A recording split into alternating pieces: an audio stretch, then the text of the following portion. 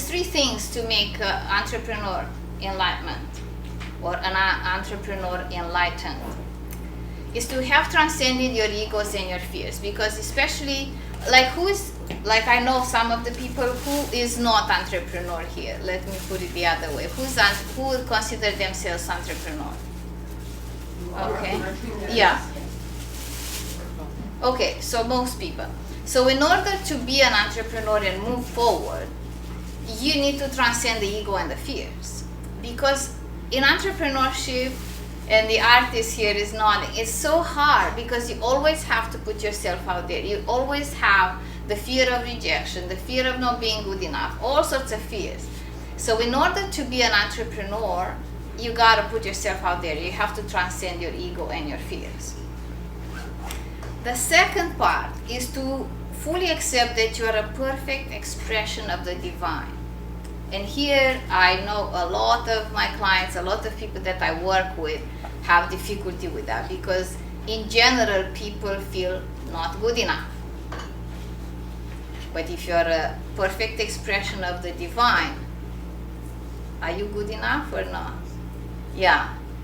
And when you accept that you are good enough just the way you are, with your quirks, with the things that you know how to do, with the things that come easy to you, when you know that, then you're doing more of that. But when you feel you're not good enough, your confidence is low, you don't go out of the house, you don't go networking, you're trying to hide who you are. So that's why it's very important to learn to embrace and accept who you are. Make sense? And the third point is to understand that you have an important life purpose. Yeah? Because if you feel what you're doing is important and it's important for the world, you will do more of it. If you think, who cares what I do? Nobody cares, nothing matters, then you tend to stay and hide. So that's why it's very important to know that each and every one of us have something to offer to the world, and the world is a better place because you are sharing what you are sharing. And without you into the world, there will be like a hole someplace there that it's not fully occupied. You're not there to do what you're meant to do. That's thinking. If you feel what you do is important to the world, you'll be more tempted to do more. If you think, who cares? Then today you don't feel like it and you won't. Make sense? Mm-hmm. Like, for example, when I was writing this book, if I thought like, who cares? Like, there are so many business books, like, who cares if this book is written or not? Then for sure I may have not done it. But I had the feeling that this book is important, that this book was meant to come out when it was meant to come out, and it will serve some people. So when you write from that perspective, or when you work, or when you go and do things from that perspective, then it's like an extra push, because we all like to do things to serve, right, for others. We like to make this world a better place. And sometimes if it's only for us, we go, okay, I can be without and wait until tomorrow. Okay? Is it so quiet because it's hot, or because it's boring? Yeah. Or we're entranced. Or you're entranced. Mm-hmm. Any points from this? Moving forward to the next one. Any points? Yes. That whole concept is really, it hits me very well, because in my mind, I feel like, because I'm a clothing designer, I feel like, why do I need to make another dress out there? There's like 50 billion pieces of clothing out there in the world. Why do I need to do this? Yet it's my passion and my love. So it's such a conflict for me. I have such a hard time with it. How do you know how many millions of books there are in the world? True.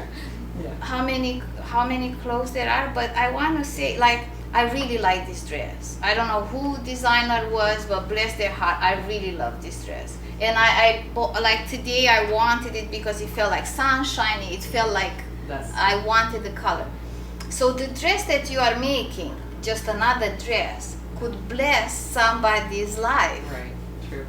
That you don't even know that person. Yeah. And you don't even know, like, honestly, I personally suffer when I don't find I'm very particular about my clothes. Yeah. And when I find something, I go berserk, like I really have it. So the person whom you might bless with the dress that you're making, Yeah. you don't even know. And this is the thing about the purpose. Sometimes we don't even know who we are blessing with our work. Right. I meet people after 5 years and they say, that thing you said changed my life. And that person was not even my client. It was just somebody who either came at the workshop or an event or anything like that. And they say, that thing, since then I gave Louise Hay book to all my friends and whatever I inspired, and I don't even know. And you don't even know. You made so many clothes, you don't even know how many people they actually blessed. True. Very true. Good point.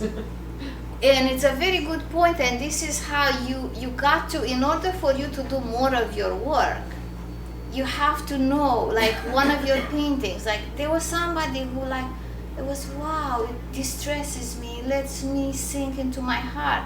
But sometimes we don't know those things. It's good though to go and capture some testimonials and some people that would like to share if they, like for example, if you sell a dress for a wedding or something, I don't know what kind of dresses you sell, like for what events, ask people, send me a picture, tell me how you felt.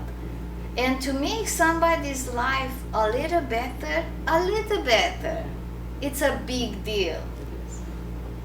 That's why I have a hard time even trying to be represented with galleries, even though I've had options. You lose that connection to meet the people that are buying your pieces. I know, but It's difficult because then you get more people seeing your work, but it's true. But like this book, I bought like 350 of them, and I want to give them to 350 Right. people that I know. But guess what? Some people will buy without me knowing. Exactly. And it still blesses them. And you have to see, it's a little bit of the ego also that we want to connect, like we're all connected. Right. It's through the universe. You don't even know where your artwork will end up. Like, and you said you've been traveling, right? So we're all connected in the universe. As long as it blesses someone, that's what's matter. And working from that place and letting things go from that place, that whoever needs this painting will find their way. Whoever needs this video will find their way. Whoever needs this book will find their way. And sometimes you may never know, but you know it in your meditation. You know it when you feel fulfilled. Like when you feel like, yeah, like that peace inside of you, and you feel, yeah, that feels good. You know that somebody out there is looking at your piece and feeling something. Mm-hmm. And that's like good enough. It's hard to be an artist. If I were a painter, I would probably not want to sell anything, or a sculpture or something like that. But luckily, like this is easy to sell because I can always keep one copy, right? Yeah. But for you, it's harder to sell because you They're like babies. they're like babies, right? You don't multiply. All unique from each other. You don't multiply them, right? So Yeah. that's a bit harder. I understand. Yeah. But the idea is you have to be willing to let the universe bring the people to you, to the art. Like you have to be willing to release the art into the world, and you create more art. And you can always put an intention that whoever gets that art is blessed. And maybe if you find out years later that they had it, or I know it's probably hard to know where your pieces are going, but let them flow into the universe, because yeah, that's when you work with spirit. When you work with ego, yeah, like I want to know where they go, I want to meet the person, I want their email address, I want them to be on my mailing list. So but it's not like that. When you work with the universe, you just work and let the babies flow and bless somebody into the universe. So, and the dresses are important. Yeah.